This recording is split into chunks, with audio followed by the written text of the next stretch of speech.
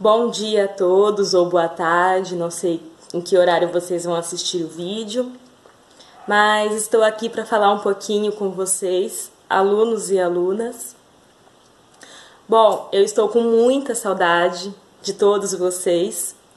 Como nós não podemos se ver agora, se abraçar fisicamente, eu quero fazer um combinado com vocês. Quero que todo mundo se sinta abraçado por mim. Vamos dar um abraço agora virtual. Eu sinto que estou abraçando vocês e vocês sentem que estão sendo abraçados por mim. Combinado? Bom, vamos falar um pouquinho agora a respeito da nossa matéria de ciências para o 7º ano.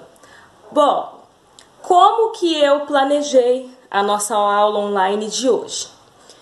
Primeiramente, planejei relembrar um pouquinho a respeito do que nós já tínhamos visto antes das aulas serem interrompidas e depois nós continuamos com a matéria e entramos na nossa continuação da matéria, tá? Porque nós já tínhamos visto um pouquinho antes das aulas serem interrompidas, mas com todos esses acontecimentos, eu acho que pode ter se perdido alguma coisa nesse intervalo. Então eu vou relembrar o que nós já tínhamos visto e continuar a matéria. Beleza? Espero que todos estejam bem, que todos estejam aproveitando a quarentena para relaxar, para descansar, para ficar com os seus familiares. Eu também estou fazendo isso. E vamos começar então nossa aula. Primeiramente, abram na página 3 da apostila de vocês. Bom, para começar, eu gostaria de fazer uma pergunta para vocês. Uma pergunta que eu já tinha feito na aula e vou repetir agora, para relembrar. Primeiramente, vamos falar um pouquinho sobre vida. Vida. Para falarmos sobre vida, gostaria que vocês me respondessem. Agora, mesmo que eu não possa ouvir vocês, que me respondam daí onde vocês estão. Como eu sei que um porco tem vida e que um controle remoto desse não tem vida? Então, para começarmos a falar sobre vida, respondam para mim. Como eu sei que um porco tem vida e um controle remoto não tem vida? Vocês podem me falar, não, isso é muito fácil, é óbvio que um porco tem vida e o controle não. Mas como vocês sabem? Algum motivo tem para esse porco ter vida e esse controle remoto não ter. Há quem pode dizer, o tamanho. Não, o tamanho não é uma explicação cabível para essa pergunta. Por quê? Existem seres vivos dos mais diversos tamanhos, desde seres vivos microscópicos, que nós não conseguimos enxergar, como seres vivos imensos, como, por exemplo, a baleia azul, que é maior do que um elefante, por exemplo. Então, o tamanho não é uma explicação. Se mexer, porque o porco se mexe, nós se mexemos e um controle remoto não se mexe.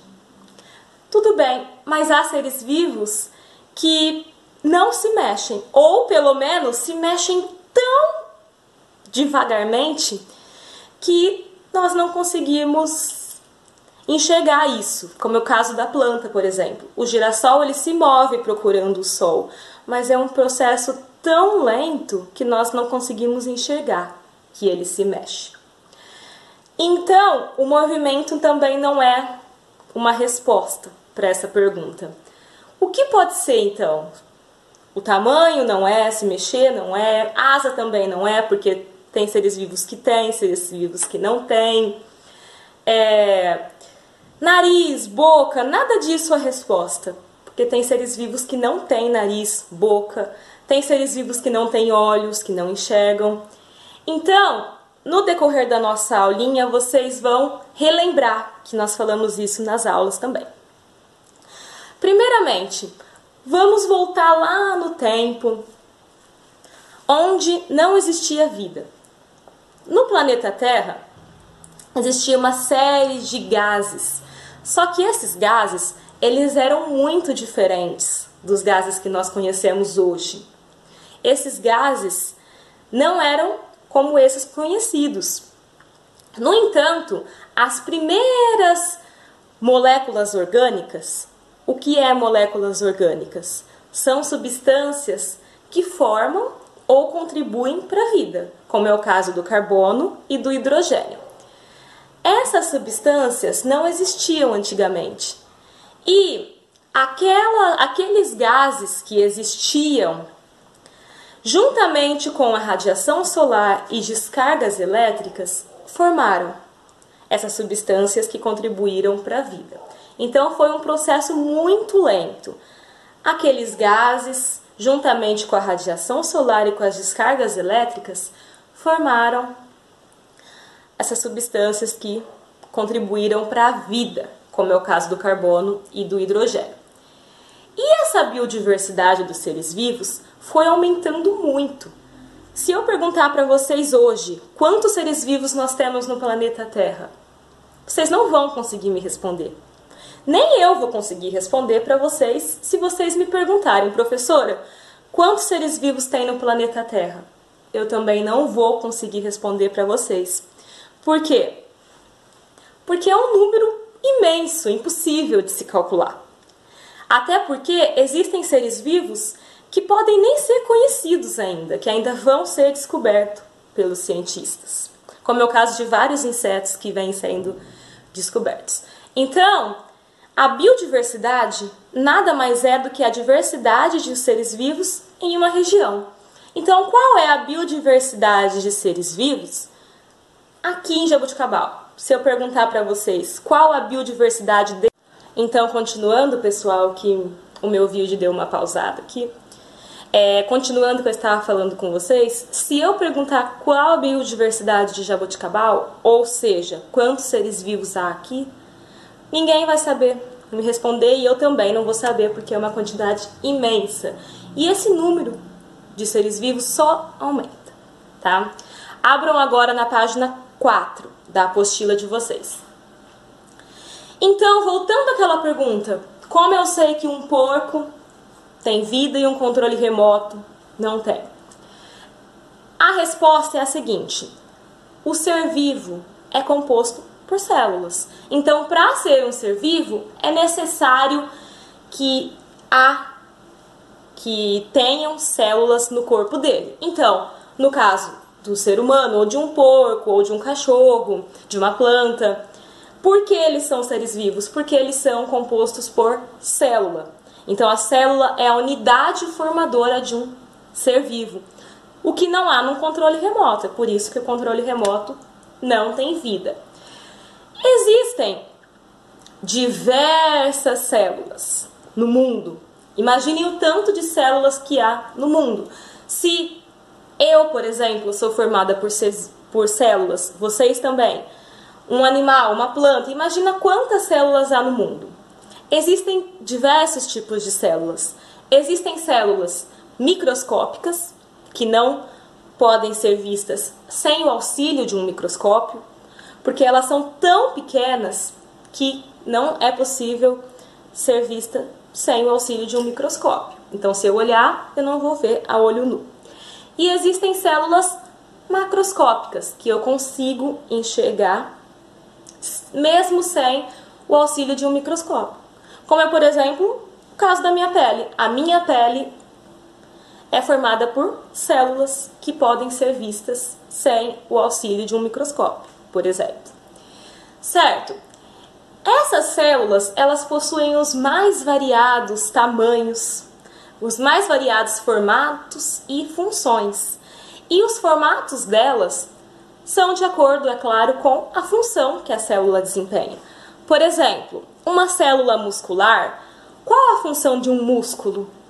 A função de um músculo é aumentar e diminuir de tamanho. Não é à toa que, quando fazemos academia, podemos aumentar o tamanho do nosso músculo. Para isso, as células do músculo são de um formato responsável que permita isso. vou mostrar para vocês um desenho aqui.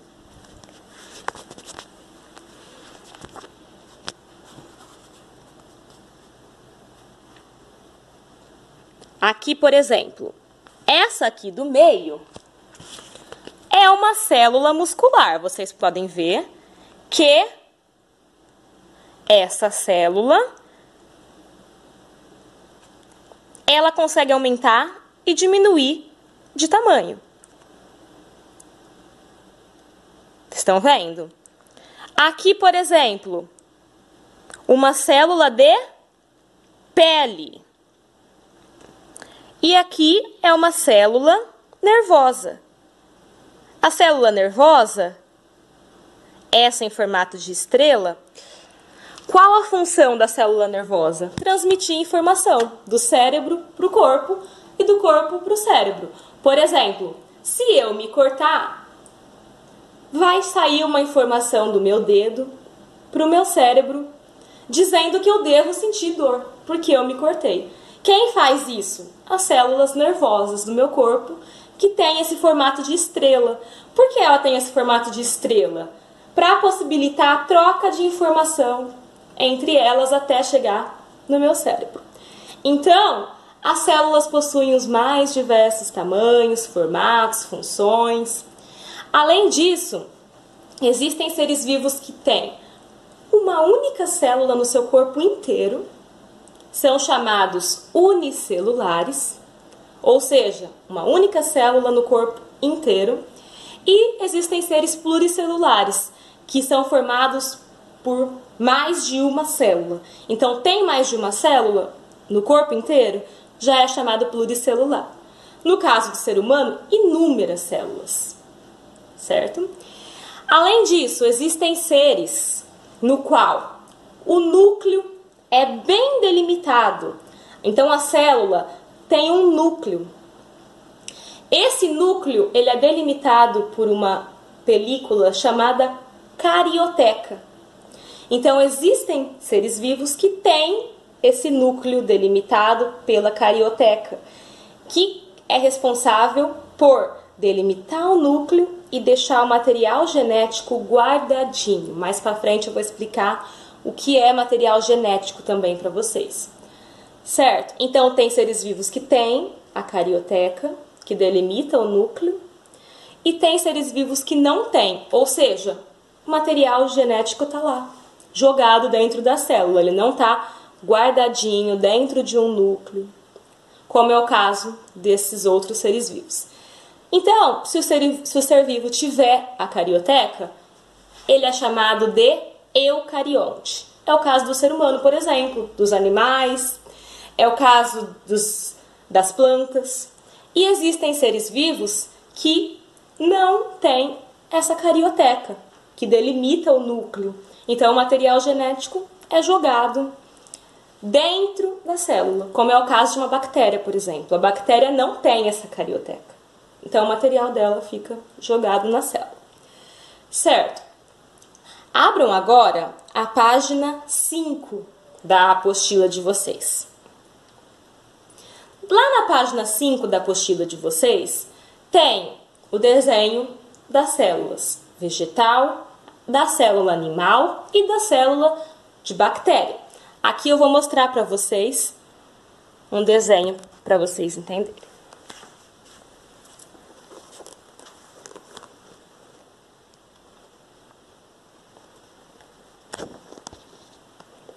Essa daqui é uma célula vegetal. Se vocês olharem na apostila de vocês, vocês também vão ver uma célula vegetal aí. Acompanhem comigo.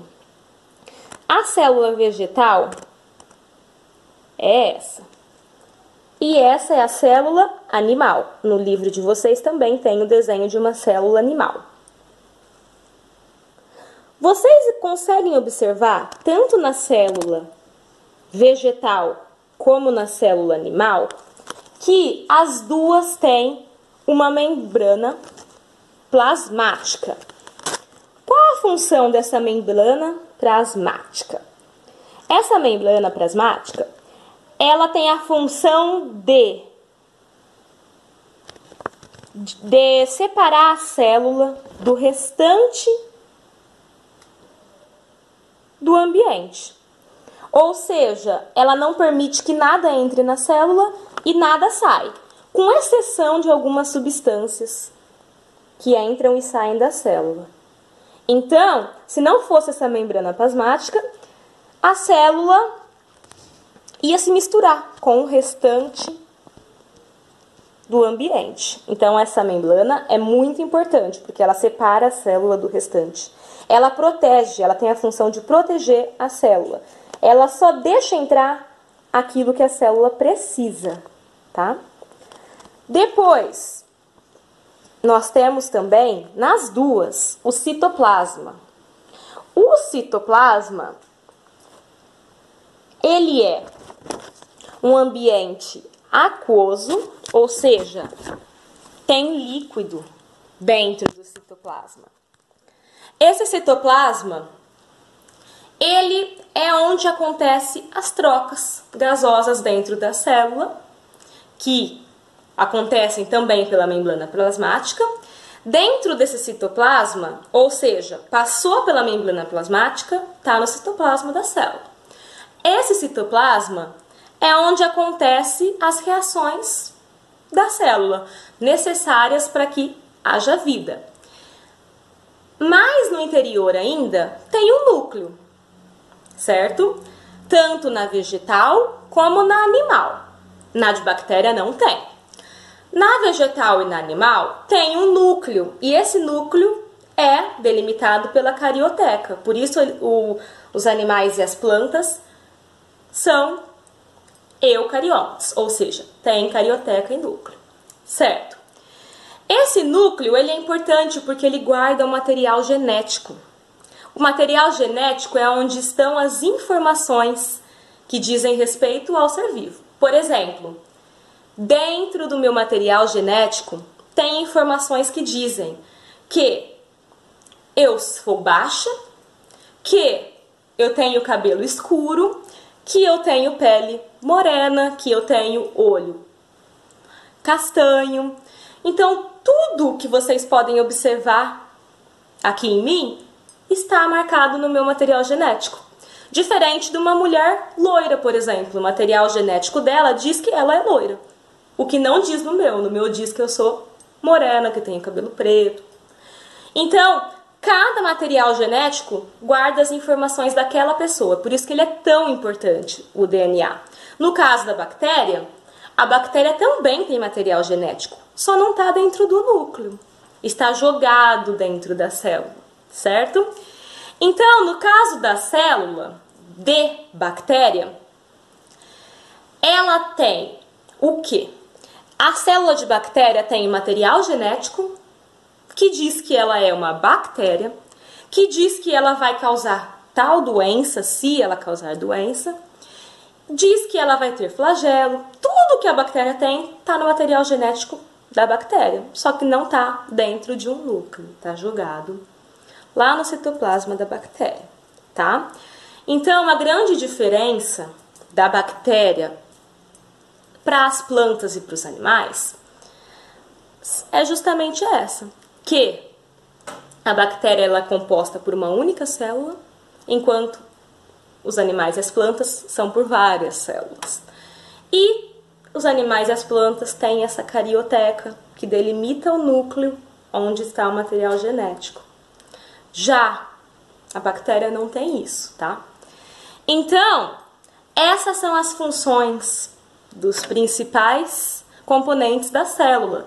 No trabalho que eu passei para vocês, eu quero isso. Eu quero que vocês façam as células, vegetal, animal e de bactéria, e que escrevam qual a função de cada componente, que é o que eu acabei de falar para vocês.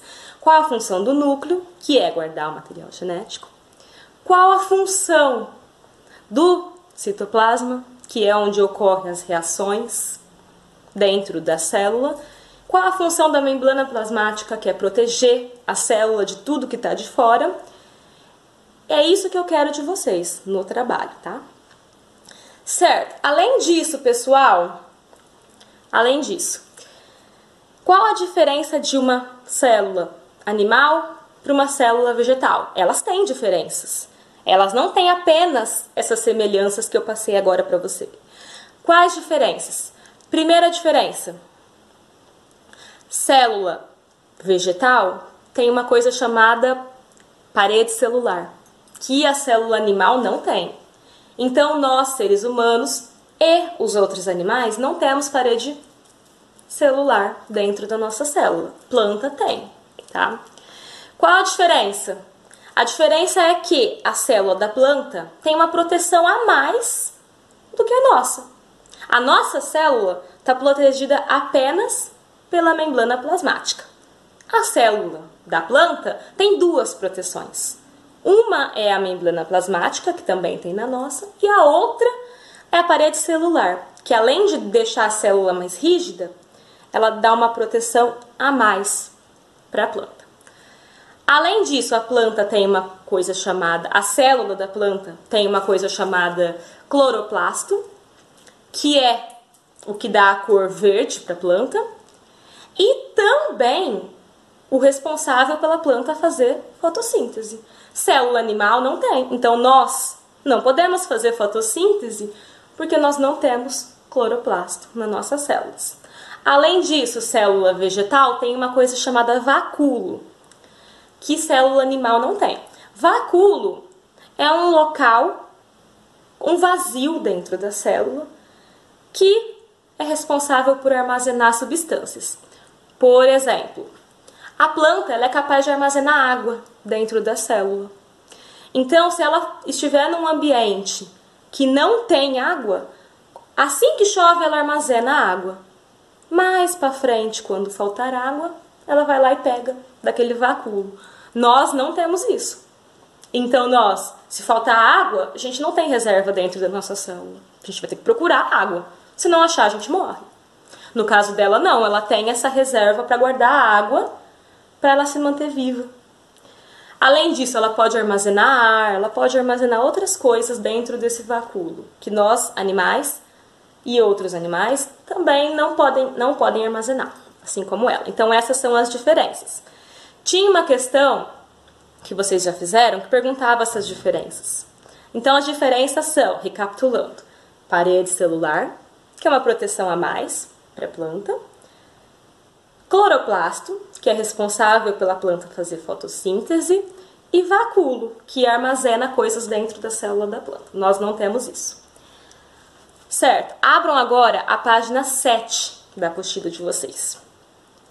Aí na página 7, é possível nós encontrarmos na apostila de vocês a diferença de DNA e RNA. Qual a diferença? DNA guarda, como eu já falei para vocês, DNA é o nosso material genético, tá? Só para vocês saberem. Então, o nosso DNA, ou seja, o nosso material genético, é onde estão as informações que dizem quem nós somos.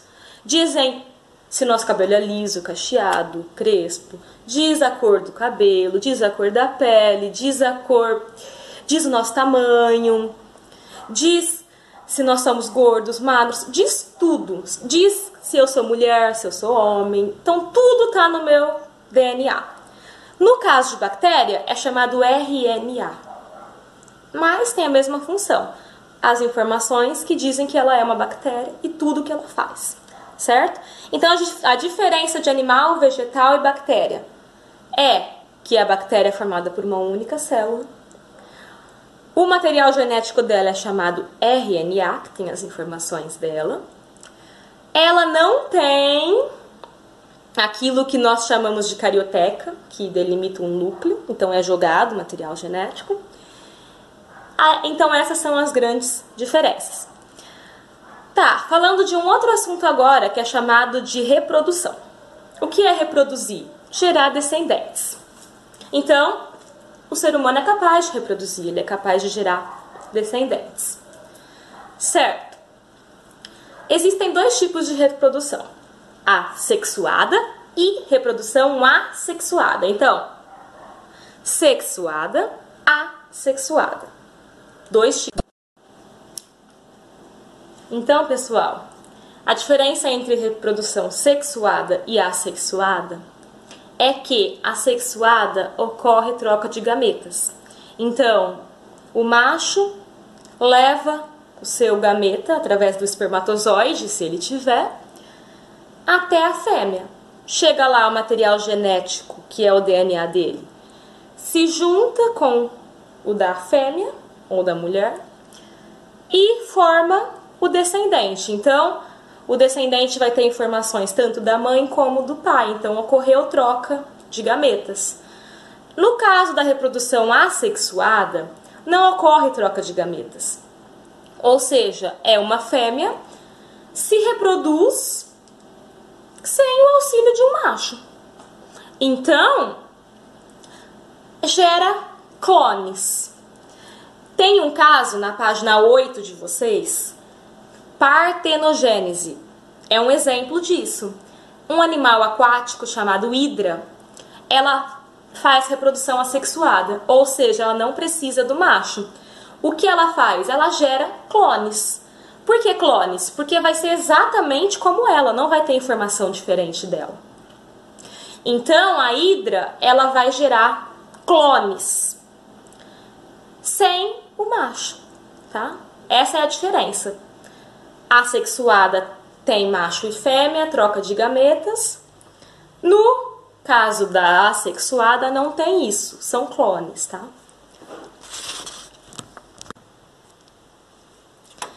Na página 9, abram a página 9 da apostila de vocês. Vamos falar um pouquinho da diferença de seres que produzem seu próprio alimento e seres que não produzem. Vocês sabem que existe isso porque nós trabalhamos isso ano passado. Existem seres vivos que produzem seu próprio alimento, como é o caso das plantas. Existem algumas bactérias que também fazem isso. E existem seres vivos que não produzem. Então, como eu estava falando, os seres autótrofos produzem seu próprio alimento. Os seres heterótrofos não produzem seu próprio alimento, então tem que comer outros seres vivos. No caso do ser humano, não produz seu próprio alimento, por isso tem que comer animais e plantas. No caso de plantas e certas bactérias, elas produzem seu próprio alimento, então não precisam comer outros seres vivos, tá? Abram agora na página 11 e 12 da apostila de vocês. Para falarmos um pouquinho desse assunto, quero perguntar para vocês uma coisa que eu já perguntei em sala de aula, mas relembrando com vocês. Como eu faço para achar as coisas dentro de um supermercado? Por exemplo, eu quero comprar um chocolate. Como que eu sei onde está o chocolate? Como que eu acho facilmente dentro de um supermercado o chocolate que eu quero? Respondam aí para mim. A resposta é simples. O supermercado está separado. Por exemplo, se eu quiser um produto de limpeza, eu não vou procurar nas frutas, porque é separado no mercado. Produtos de limpeza em um corredor, carne em outro lugar, chocolate em outro lugar, frutas e verduras em outro lugar. Então, eu vou no corredor certo para comprar cada item que eu quero. Isso ajuda o mercado a ser mais organizado. No caso dos seres vivos, por exemplo, eu tenho milhões de seres vivos. Como que eu faço para separar? Como que eu faço, por exemplo, para agrupar? Igual o mercado faz, ele separa cada corredor para uma coisinha. No caso dos seres vivos, é necessário que nós façamos isso para facilitar o estudo. É por isso que os cientistas separaram os grupos de seres vivos. Por exemplo, vamos lá. Primeiramente, dividiram em Reinos. Vocês lembram que eu falei com vocês em classe dos reinos? Se não lembram, eu vou recordar aqui com vocês um pouquinho. O reino nada mais é do que o primeiro agrupamento de seres vivos. Isso porque, antes de se ter o reino, os cientistas tentaram inúmeras formas de agrupar os seres vivos para facilitar os estudos. Só que nada dava certo. Por exemplo, vamos agrupar seres vivos que voam, por exemplo. O morcego voa, o inseto voa, a ave voa. Se eu colocar todos eles no mesmo grupo, eles são muito diferentes. Vamos pensar então, segundo eles, no tamanho. Se a gente separar por tamanho, vai ter seres vivos muito diferentes dentro de um mesmo grupo. Por exemplo, a gente pode agrupar um elefante com uma baleia? Não. Apesar do tamanho deles ser grande, eles são muito diferentes entre si. Então, os cientistas pensaram qual a melhor forma de agrupar isso. Chegaram aos reinos. Como se dá aos reinos? Primeiramente, nós temos vários reinos, como eu já tinha mencionado com vocês. Vou relembrar. Primeiro reino chama bactéria. O próprio nome já diz, gente. O que é reino bactéria? O próprio nome já diz. Dentro do reino bactéria, só tem bactéria. Então, tem animal lá dentro? Não. Tem planta lá dentro? Não. Reino bactéria, só tem bactéria. Então, se eu quiser estudar o reino bactéria, só vou ter bactéria ali dentro. E esse reino bactéria, quais são as características dos indivíduos que estão ali dentro, que são as bactérias? Primeira característica, unicelulares, ou seja, formados por uma célula só. Segunda característica, procariontes, ou seja, o núcleo não é envolvido pelo... Então, as bactérias são unicelulares. Recapitulando com vocês, que meu vídeo caiu aqui. O reino bactérias só tem bactéria lá dentro. São unicelulares, formadas por uma célula só. Procariontes, ou seja, o núcleo não é envolvido por carioteca, porque ele não tem núcleo. E lá dentro só tem bactéria. Então, esse reino é bem fácil de entender, né? Só tem bactérias, unicelulares, ou seja, corpo formado por uma célula só. Procariontes, ou seja, material não está envolvido por um núcleo delimitado por carioteca. Então, o material genético está solto dentro do citoplasma. E essas são as características básicas. Algumas bactérias podem causar doenças, outras não. Nem todas as bactérias causam doenças, tá? Mais pra frente a gente vai falar um pouquinho mais disso também.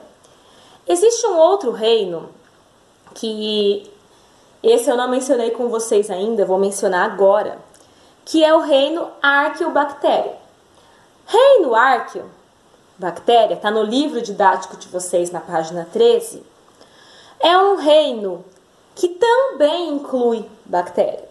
Mas qual que é a diferença, então, do reino bactéria, que a gente acabou de falar, para o reino Arqueo? O reino Arqueobactéria inclui bactérias específicas que vivem em ambientes extremos. O que isso quer dizer? São bactérias que vivem em condições que outras bactérias não conseguem viver. Por exemplo, em ambientes com muito sal, por exemplo, dentro de um vulcão. Então, são todas as bactérias que conseguem viver nesses ambientes? Não, apenas as arqueobactérias. Então, o primeiro reino é o reino bactéria. O segundo reino é esse reino Arqueobactéria, que tem apenas bactérias que vivem em condições extremas, tá? Então, o que vocês têm que saber sobre ele? São bactérias que vivem em condições que mais nenhum ser consegue viver. Por exemplo, salinidade muito alta, no fundo de um vulcão, Então, condições em que não tem oxigênio, não tem carbono, então são condições que somente elas conseguem viver, tá bom? Além disso, um outro reino também, reino protista. Esse reino, dentro dele, todos os seres que estão dentro do reino protista são eucariontes, ou seja, tem um núcleo delimitado pela carioteca. Quem que está dentro do reino protista? Protozoários e algas. Essas algas são autotróficas, ou seja, produzem seu próprio alimento. Tem alga que é unicelular, corpo formado por uma célula só, e tem alga que tem várias células formando o seu corpo. Os protozoários, eles são heterotróficos, ou seja, precisam se alimentar de outros seres vivos. Tanto é que muitos protozoários são causadores de doenças, são parasitas, tá? Então não produzem seu próprio alimento. E os protozoários são unicelulares, corpo formado por uma célula só. Próximo reino, reino fungi. Então vai gravando esses reinos que nós falamos: bactéria, reino árqueo, bactéria, reino protista. Agora reino fungi. Dentro desse reino fungi, o próprio nome já diz. Dentro desse reino são fungos que estão lá dentro. Então lembra o trabalho que eu passei para vocês proliferarem fungos? Então os fungos estão dentro desse reino fungi. Todos os fungos são eucariontes. Então, núcleo delimitado pela carioteca. E são heterotróficos, ou seja, não produzem seu próprio alimento. Exemplos: bolor. Então, você já viu um alimento embolorado? No caso do pão, por exemplo, do experimento que vocês fizeram, muitos alunos, como a Lívia, a Evelyn e outros alunos, também conseguiram proliferar fungo no pão. Aquilo é um tipo de fungo que chama bolor. Existe outro fungo que chama mofo também. E existe fungos chamados leveduras. Quais são esses fungos? O fermento que a gente põe no bolo, no pão, por exemplo. Vocês sabiam que aquele fermento é fungo? Por quê? Porque são justamente aqueles fungos que estão no fermento que fazem o bolo crescer, o pão crescer, tá? Então a mãe usa bastante essas leveduras que são fungos. Qual a função dos fungos? Alguns são parasitas, causam doenças, e alguns fungos, como por exemplo o caso de alguns cogumelos, são pluricelulares, diferente daqueles que é o caso do bolor, do mofo e da levedura, que tem o corpo formado por uma única célula. Qual a função? Lembra da cadeia alimentar? Então a função é... Qual é a função, gente? Vamos ver se vocês lembram. Decompor os alimentos. Ou seja, devolver para a terra aquela matéria orgânica. Então, os fungos decompõem as matérias. Então, se a gente morrer, nosso corpo vai ser decomposto por fungo e vai voltar para a terra, tá? Reino plantae, o próprio nome já diz, só tem planta ali dentro. As plantas são eucariontes, ou seja, tem um núcleo delimitado pela carioteca. São autotróficas, ou seja, produzem seu próprio alimento, com exceção de algumas plantas que são parasitas. Essas que são parasitas não produzem seu próprio alimento, elas sugam o alimento de outras plantas, tá? Mas são algumas específicas. A grande maioria produz seu próprio alimento pela fotossíntese e são pluricelulares, corpo formado por várias células. Reino animal, estão todos os animais, inclusive os seres humanos, tá? Quais são as características dos seres vivos que estão nesse reino? Pluricelulares, ou seja, corpo formado por várias células. Heterotróficos, ou seja, não produz seu próprio alimento, tem que se alimentar de outro ser vivo. E eucariontes, ou seja, tanto nosso corpo, nossas células, como de outros animais, tem o núcleo delimitado pela carioteca, tá? Agora abram na página 15. Na página 15, lembra que eu falei que depois do reino esses seres vivos, eles iam cada vez mais ficando específicos. Por quê? Dentro de um mesmo reino tem seres bem diferentes. Por exemplo, reino animal. Tem vários seres diferentes um do outro. O ser humano é diferente de um inseto e ambos estão no reino animal. Então, conforme a gente vai descendo, vai ficando mais específico. Quais são esses nomes mais específicos, tá? Depois do reino, nós vamos tendo outras características mais específicas, em que os seres vivos vão ficando mais específicos. Eu falei com vocês também na sala de aula e passei para vocês um truquinho para vocês lembrarem o nome dessas categorias. Lembra? Não sei se vocês lembram, mas eu passei um truquinho para vocês. A palavra é, para vocês guardarem, reciclofage. Repetindo, reciclofage. Por que decorar essa palavrinha estranha? Justamente porque, lembrando dela, você lembra de todas as características. De todas as características, não. De todas as categorias, tá? Por quê? Reflicofage. Re de reino, fi de filo, que é a próxima categoria. Clo, o CL é de classe, que é a terceira. O O de ordem. O Fá do reflicofage de família. O G de gênero e o E de espécie. Então é reino, filo, classe, ordem, família, gênero e espécie, tá? Mais para frente a gente vai falar especialmente de cada categoria. Por enquanto a gente fica no reino, que é a categoria mais ampla. Depois a gente vai delimitando. O que vocês precisam saber?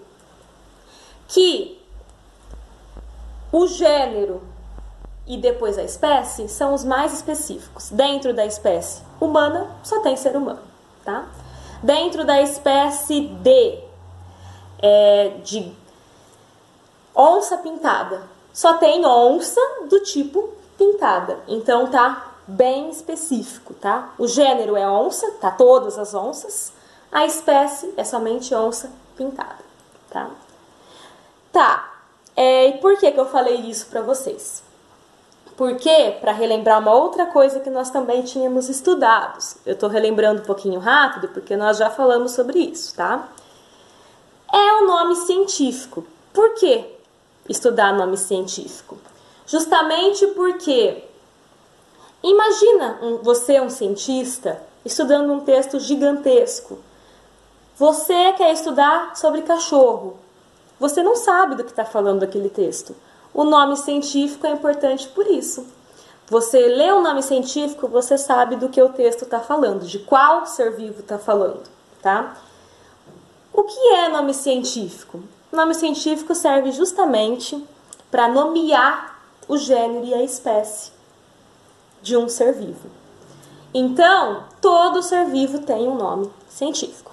Primeira característica do nome científico. Se não tem escrito no caderno, escrevam. Primeira característica, ele é em latim. Por que em latim? Porque é uma língua morta. O nome científico, ele é o mesmo usado em qualquer lugar do mundo. Então, o nome científico da onça pintada usado no Brasil é o mesmo que é usado na Inglaterra, que é usado na França. Então, é um nome universal, usado no mundo inteiro. Então, por isso, tem que escolher uma língua morta, que ninguém mais usa, uma língua que ninguém mais usa. O latim é esse caso, ninguém mais fala latim, por isso escolheram o latim, para não dar preferência para nenhum país. Por exemplo, vai fazer em português, uma coisa que o mundo inteiro vai usar? Vai fazer em inglês? Por isso que fizeram em latim, uma língua que ninguém mais usa. Então, primeira característica, nome científico em latim. Segunda característica, ele é binomial, ou seja, tem dois nomes que compõem o nome científico. O primeiro diz respeito ao gênero, o segundo diz respeito à espécie. O primeiro nome que compõe o nome científico, a primeira letra é em maiúscula. O segundo nome que compõe esse nome científico vai ter inicial em minúscula. Ou seja, Homo sapiens. que é o nome científico do homem. Homo diz respeito ao gênero, homo, então tem o H maiúsculo. Sapiens diz respeito à espécie, então tem o sapiens é inicial minúsculo. O nome científico tem que sempre estar em itálico, que é aquela letrinha inclinada, ou sublinhado, que é com um tracinho embaixo, tá? Então, quem não lembra, relembrou agora, que nós falamos sobre isso também na sala.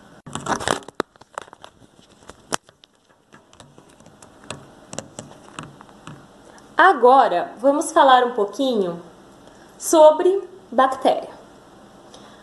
Por que é importante nós falarmos sobre bactéria? Porque as bactérias, elas têm uma importância imensa. Vocês nem imaginam a importância que tem uma bactéria no estudo da biologia. Isso porque muitas bactérias causam doenças. E essas doenças levam milhares de pessoas no mundo inteiro à morte. Além disso, elas têm outras funções também, além de causarem doenças, porque não são todas as bactérias que causam doenças, tá? Então, justamente porque elas causam doença, então tem que estudar elas para poder fazer remédio contra essas doenças. E outras funções que elas também têm, que nós vamos falar um pouquinho mais à frente.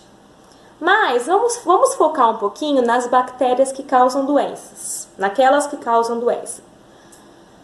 Vocês conhecem alguma doença causada por bactéria? Nós vamos falar também sobre isso. O que é importante nós sabermos? Existem remédios que curam doenças bacterianas. Mas esses remédios chamados antibióticos, eles começaram a agir, como que eu posso dizer para vocês, a provocar um efeito que não era esperado pelos cientistas. Qual foi esse efeito? Criar resistência na bactéria. Isso não é bom. Por exemplo, uma pessoa está com doença bacteriana. Por exemplo, suponhamos que eu estou com salmonela, que é uma doença bacteriana. O médico me receita um antibiótico. Eu tomo esse antibiótico. No entanto, por imprudência minha, depois que eu me curei da salmonela, eu continuo com o remédio em casa, que não acabou, e tomo ele desenfreadamente, por vários outros motivos, várias outras doenças. Então, uma imprudência minha.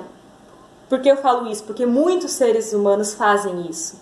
Tomam remédio sem receita médica. Então, vai lá na farmácia, compra antibiótico sem receita médica e vai tomando esse antibiótico.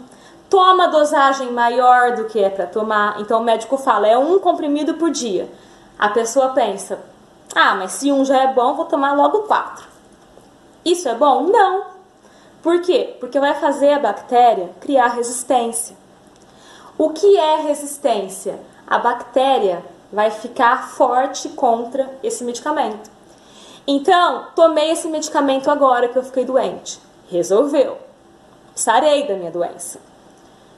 Se eu continuar tomando esse remédio sem motivo, ou tomar numa dosagem maior do que o médico mandou, vai chegar uma hora que a bactéria causadora da minha doença, quando eu pegar de novo essa doença e tomar esse mesmo remédio, o remédio já não vai mais resolver. Isso por quê?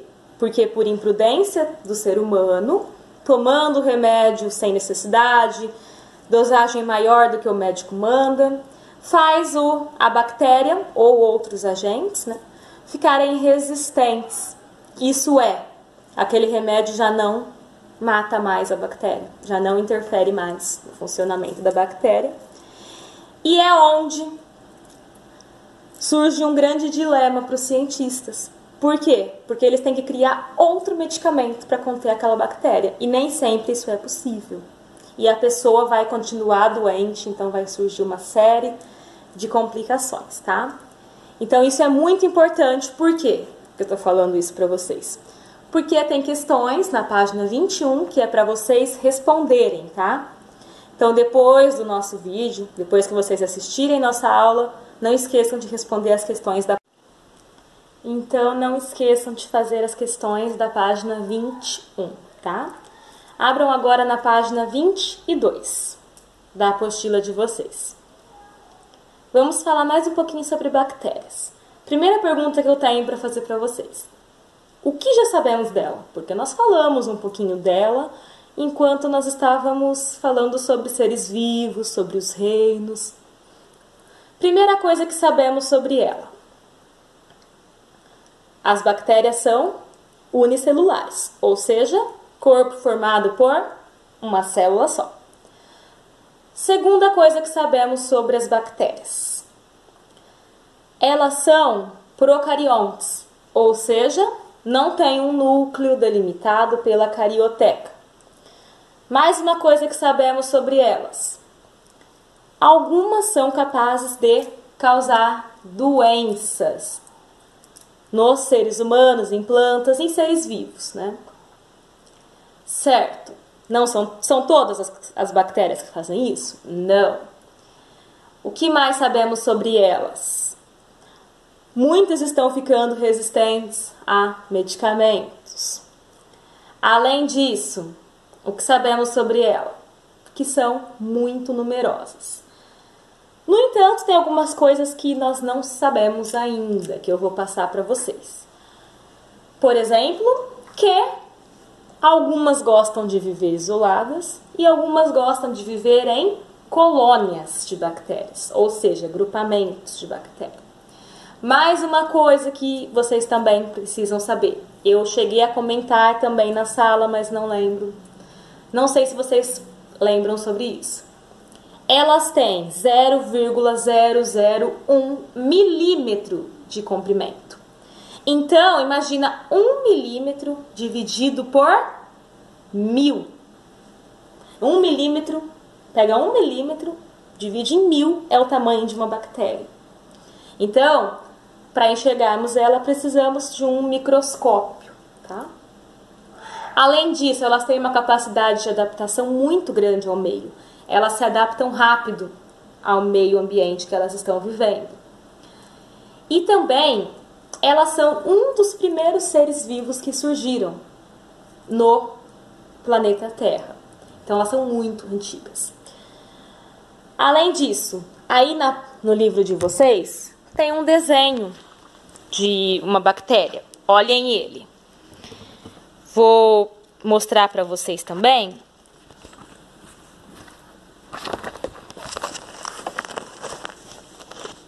Como vocês podem ver aqui, o desenho de uma bactéria.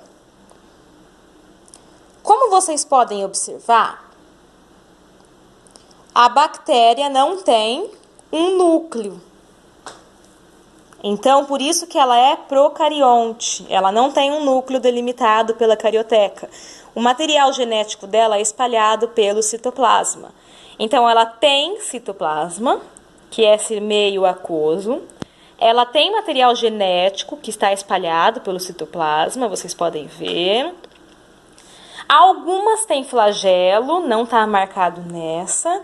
O flagelo serve para ela nadar, para ela se movimentar de um lado para o outro. Se vocês perceberem, ela também tem, nesse caso aí, ó, é o DNA, não são todas que é DNA, muitas são RNA também. E elas têm a membrana plasmática, igual outros seres vivos. E além da membrana plasmática, elas têm um envoltório, que é chamado de parede celular. Então, o animal não tem isso, mas a planta tem. Lembra que nós falamos? Então, a bactéria tem parede celular. Desculpa, gente. A bactéria tem parede celular, membrana plasmática, ela tem material genético e citoplasma. Algumas têm flagelo e algumas têm uma estrutura específica para grudar em alguns ambientes. Não são todas que têm flagelo e não são todas que têm essa estrutura para grudar em ambientes, tá? A maioria das que têm essa estrutura para grudar nas coisas são as que causam doenças, tá? Então não são todas que têm essa estrutura. Todas têm material genético, citoplasma, membrana plasmática e parede celular, tá? Outras coisas como flagelo, como essa estrutura que gruda, algumas têm, outras não, tá? Qual é o formato dessas bactérias? Abram, então, na página 23 da apostila de vocês. Como vocês podem ver na apostila de vocês,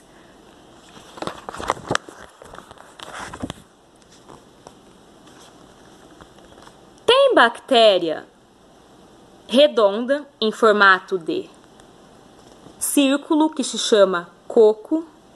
Tem bactéria chamada vibrião. Tem bactéria que são 2 círculos, chamada diplococo. Tem bactéria em formato de espirilo. Tem bactéria em formato de streptococo. Tem bactéria em formato de streptobacilo. Tem bactéria em formato de bacilo. Tem bactéria também em formato de estafilococo, que é essa daqui. Tá? Então, elas possuem várias formas. Cada bactéria num formato diferente. Certo? Qual a importância delas? Lembra que eu falei que não são todas que causam doenças? Primeira importância delas. Tem um tipo específico chamado lactobacillus, que são bactérias que fazem a fermentação do leite. Essas bactérias, lactobacillus, são encontradas naquele chamito que muita gente gosta de tomar. Essas bactérias fazem a fermentação, elas são boas para o ser humano, são boas para regular o intestino do ser humano, e ela também é importante muito na fabricação de produtos que vão ao leite. Existem bactérias também chamadas Acetobacter. Essas bactérias Acetobacter, elas produzem vinagre. Então, o vinagre que a mamãe usa, ou outras pessoas da família usam, todo mundo usa, né, vinagre, são produzidas por essa bactéria. Então, olha só a importância dela. E também tem bactérias chamadas salmonelares. Essas bactérias salmonelosas, elas são responsáveis por aquela doença que eu falei, doença da salmonela. Essa doença a pessoa pega se se alimentar de alimento mal conservado, de alimento cru, mal preparado, de alimento que foi preparado sem a devida higiene, tá? Mais pra frente vamos falar um pouquinho mais dessa doença também. E além disso tem bactérias, vocês viram ano passado sobre essas bactérias, que são responsáveis por pegar o nitrogênio do ar. Por quê? Porque bactéria não consegue, planta não consegue pegar o nitrogênio diretamente do ar. Então essas bactérias transformam esse nitrogênio do ar em nitrato, lembram disso? E a planta consegue pegar o nitrato do solo. Então, por que a planta consegue pegar o nitrato? Porque tem bactérias que transformam o nitrogênio do ar em nitrato.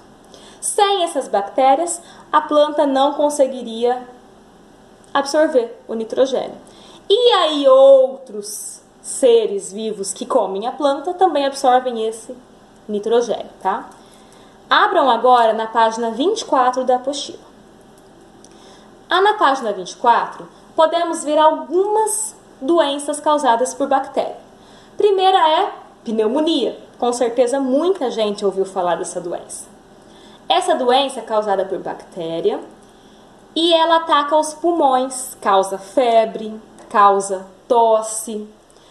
Existem pessoas que morrem, muita gente morre por conta de. Então, muita gente morre de pneumonia, que é uma doença bacteriana, tá? Além disso, temos também a salmonelose, que é popularmente conhecida como salmonela. Ela provoca febre, provoca náuseas. Existem pessoas que morrem também por salmonela. É uma doença bacteriana. A pessoa adquire a salmonela por comer alimentos que não foram preparados com higiene, ou que não foram conservados na temperatura adequada, ou foram consumidos crus. Então tem várias formas. E é uma bactéria também que produz essa doença, né? Que é responsável por essa doença. Uma outra doença que também está aí nessa página da apostila de vocês é a sífilis. Não sei se vocês já ouviram falar de sífilis. Sífilis é uma doença provocada também por bactéria. A pessoa pega sífilis através da relação sexual. Então, se a pessoa tem sífilis através da relação sexual, ela passa essa doença para outra pessoa. Qual é a forma de não contrair essa doença? Utilizar preservativo, utilizar camisinha. E é por isso que é tão importante, né, o uso do preservativo durante a relação sexual. E o que faz a sífilis? A sífilis acomete várias partes do corpo. Ela compromete os olhos, ela compromete pele, coração. Então, ela compromete várias partes do corpo humano. Existem medicamentos que podem ser tomados contra a sífilis, mas se a pessoa demorar para correr atrás desse tratamento, dessa cura, ela pode ficar gravemente doente, tá? E temos também o botulismo, que é uma doença também causada por bactéria, que paralisa a musculatura da pessoa. Bom, agora abram na página 25 da apostila de vocês. Vamos falar um pouquinho sobre cianobactérias. Cianobactérias, o próprio nome já diz, é uma bactéria. Eram conhecidas até pouco tempo atrás como algas azuis. Isso porque, pela sua aparência, acreditava-se que ela era uma alga. Mas, após muitos estudos, viram que ela era formada por uma célula só, enquanto outras algas são formadas por várias células. Então, os cientistas descobriram que essas que eram conhecidas como algas azuis, na verdade, são um tipo de bactérias. São as chamadas cianobactérias. Por que elas são tão importantes? Primeiramente, porque elas são autotróficas. Isso quer dizer que elas produzem seu próprio alimento pela fotossíntese.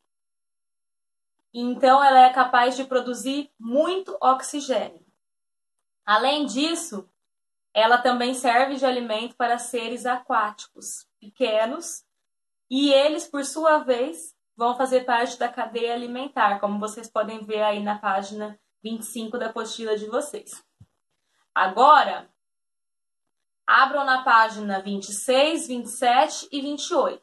Na página 26, 27 e 28 tem exercícios. Não esqueçam de fazer esses exercícios da página 26, 27 e 28. Certo. Aí, na página 30, vamos falar um pouquinho sobre as arquibactérias. Lembra que nós falamos um pouquinho delas quando a gente viu o reino? Arquibactérias são bactérias também. No entanto, as arquibactérias são um reino específico de bactérias específicas que são capazes de viver em condições extremas. Então, elas vivem, essas arquibactérias, em condições que outras bactérias não vivem, em animais não vivem, ninguém consegue viver, apenas as arquibactérias. São condições, por exemplo, de muito sal, lugares muito salgados, São condições, por exemplo, dentro de vulcões, temperaturas altíssimas. Então, essas são arcobactérias. O que vocês precisam saber? Que são bactérias também, no entanto, são bactérias que elas têm essa condição especial, que elas conseguem resistir a temperaturas altíssimas ou ambientes ou outros tipos de ambientes extremos, como com muito sal, ou condições de ambientes com temperaturas baixíssimas, onde ninguém mais consegue viver. Então, após essa explicação, façam também os exercícios da página 30. Então, recapitulando com vocês, exercícios da página 26, 27, 28, 30 e também exercícios da página 21.